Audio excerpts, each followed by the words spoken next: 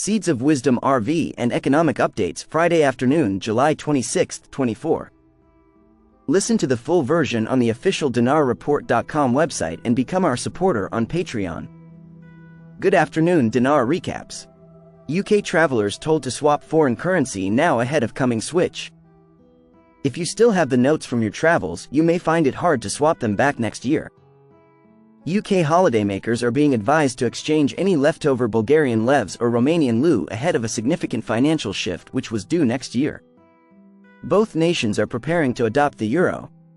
Joining the eurozone, which will render their current native currencies obsolete and potentially complicate the process of converting them back into sterling. Bulgaria has been growing in popularity as a family holiday destination for UK travelers since 2018, with its beach resorts being named the most affordable in Europe. Hundreds of thousands of Brits now choose Bulgaria for their annual holiday each year. A similar situation is expected for the lev and leu, sparking concerns among tourists and expats. Mario Van Poppel, founder of Leftover Currency, said, "With Bulgaria and Romania joining the eurozone, British travelers holding onto levs or leu need to act promptly. Once the euro is adopted, it will become increasingly difficult and costly to convert these currencies back to sterling." He warned, "The window of opportunity is closing fast. If people don't exchange their levs or leu before the transition, they might face significant hurdles. Banks in the UK may no longer accept these currencies, and travelers might find themselves forced to travel back to Bulgaria or Romania just to get their money's worth. This is not only inconvenient but can also lead to financial losses." Israel selects 14 participants for Digital Shekel Challenge.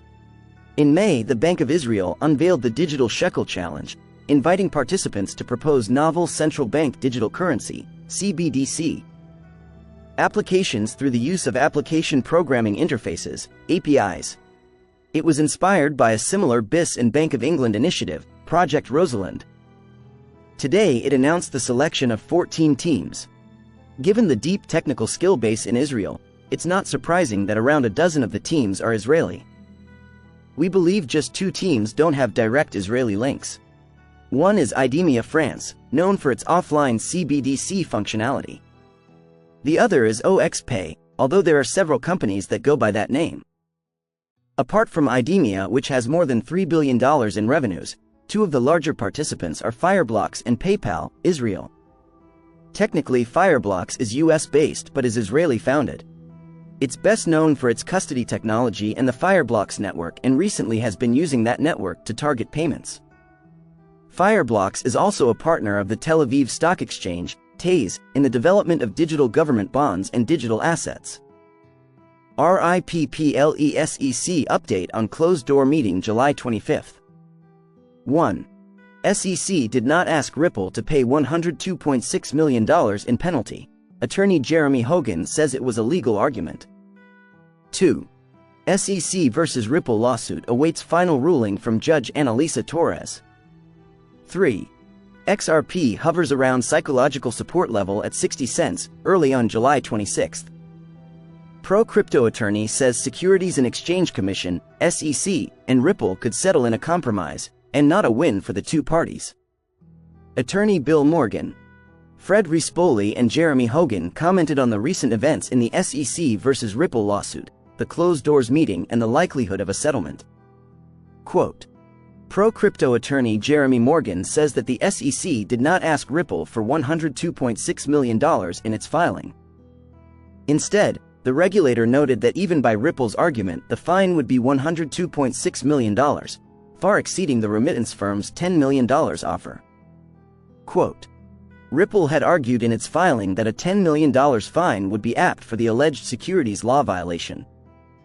Attorney Fred Rispoli predicted that the SEC versus Ripple lawsuit will end by the end of July 2024. In a recent tweet, attorney Bill Morgan commented on the closed-doors meeting with the SEC and said that a settlement is most likely with a compromise rather than a win for the parties. Quote, Philippines to launch wholesale CBDC by 2029 latest. Bangko Sentral ng Pilipinas, BSP, is working on Project Aguila for wholesale central bank digital currency trials, WCBDC, trials. During a press briefing on the topic, Deputy Governor Mamerto Tonggonan said he expected the WCBDC to go live within the term of new BSP Governor Eli Remolona Jr., which runs until 2029. FinTech News reported that the launch would be early in the term. The purpose of the current trials is to help both the central bank and 10 participating commercial banks to go up the learning curve. The deputy governor outlined 3 use cases. The highest priority requirement is for interbank settlement on weekends and holidays. Another is the settlement of securities. And a third is cross-border payments. Notably, the BSP is an observer of the M-Bridge project involving the BIS and the central banks of China, Hong Kong, Thailand, the UAE, and Saudi Arabia. Silver falls as dollar index rebounds amid key economic data analysis. Silver prices experienced a significant decline of 4.2%, settling at $81,331 due to the fluctuating dollar index as traders assessed key economic data. The U.S. economy demonstrated stronger than expected growth in the second quarter, with a 2.8% annualized rate increase in GDP, as reported by the Commerce Department's Bureau of Economic Analysis. Despite substantial rate hikes by the Federal Reserve in 2022 and 2023, the U.S. economy remains robust, buoyed by a resilient labor market even though the unemployment rate has risen to a 2-1/2-year high of 4.1%. Additionally, the Labor Department reported a larger than expected decrease in new applications for unemployment benefits, with a drop of 10,000 to a seasonally adjusted 235,000 for the week ending July 20th.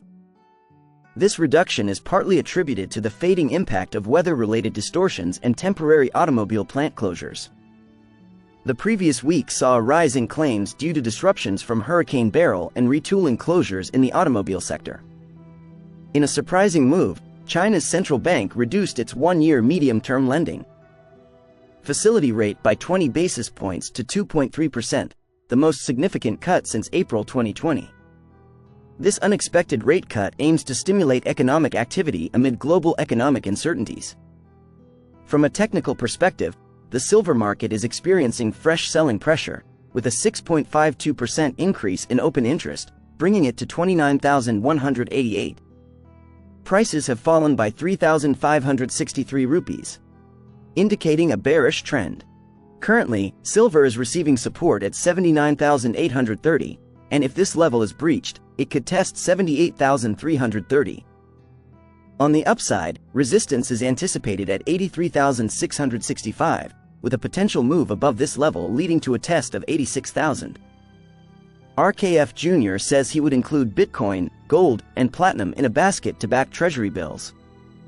Kitco News. The list of politicians calling on the U.S. government to purchase and hold Bitcoin, BTC, as a strategic reserve asset continues to grow, with presidential candidate Robert F. Kennedy Jr. becoming the latest to advocate for holding the top crypto in the Treasury. Kennedy spoke during Industry Day at Bitcoin 2024, the annual Bitcoin conference currently underway in Nashville, Tennessee, where he unveiled a plan that could see the U.S. become the world's largest BTC holder. During a conference panel with Roundtable's Scott Melker and Custodia Bank CEO Caitlin Long, RFK Jr. admonished the Federal Reserve, saying the central bank had the interest of bankers, not the general public, at heart. The relationship between Congress and the Fed is both parasitical to our country, and it's a symbiotic relationship, he said. The Fed is not a public institution. The decision-makers are appointed by the banking industry. Its function with these cycles of quantitative easing followed by high interest rates are strip mining cash and equity from the American middle class and pumping it upward to this new oligarchy of billionaires. The coup de grace was the lockdowns during COVID, which shut down all the small business in this country, which is what we should be nurturing, and kept open the Walmarts and the Amazons. And Facebook, and the oil industry, and the processed food industries, and Big Ag, they all flourished during that period, he added. And meanwhile, Main Street just got liquidated. To help start the process of leveling the playing field and returning the U.S. to a system of sound money, Kennedy recommended the creation of a basket of hard currencies and other assets that could be used to provide solid backing for the U.S. dollar. I would be willing to add Bitcoin to the balance sheet. I'm going to do that. I'm going to actually do a basket of hard currencies of maybe platinum and gold. and other hard currencies and begin issuing at least the class of treasury bills that are anchored to hard currency, he said. Let's say the first year by 1% and then maybe the next year by 2% to watch how that goes, because that will inject discipline into the product and ultimately get up to 100%. I would like to have the federal government begin to buy Bitcoin and over my term of office, and ultimately have an equivalent amount of Bitcoin that we have gold, he added. Because Bitcoin is an honest currency, it's a currency that's based upon proof of work. The plan, as laid out by RFK Jr., would see the government purchase enough BTC to equal the amount they hold in gold, currently estimated at 8,134 tons, worth approximately $615 billion. According to data provided by Arkham, the Department of Justice currently holds 213,239 Bitcoin that were acquired through various enforcement actions, meaning that to achieve Kennedy's goal, the Treasury would need to acquire more than 9 million additional BTC at the current market price, equal to 45% of all the BTC that will ever exist. For perspective, MicroStrategy, the largest corporate holder of Bitcoin, owns 226,331 BTC, and BlackRock, the largest spot Bitcoin ETF manager, controls 334,000 BTC. Kennedy said the goal of the move is to redefine monetary policy and enhance fiscal discipline within the federal government. He also appealed to the crypto community's ideals of personal freedom, property rights, and governmental integrity, saying, Bitcoin is not only an off-ramp to this inflationary highway, which is the highway to hell, but it also is a way of restoring integrity to our government. It's a way of restoring personal freedoms. It's a way the middle class can isolate itself from inflation, which is just a form of government theft. As president, he vowed to reform the Fed, block the creation of a central bank digital currency, CBDC, and end money printing to fund budget deficits.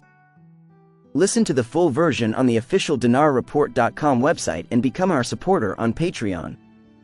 Source: Dinar Recaps.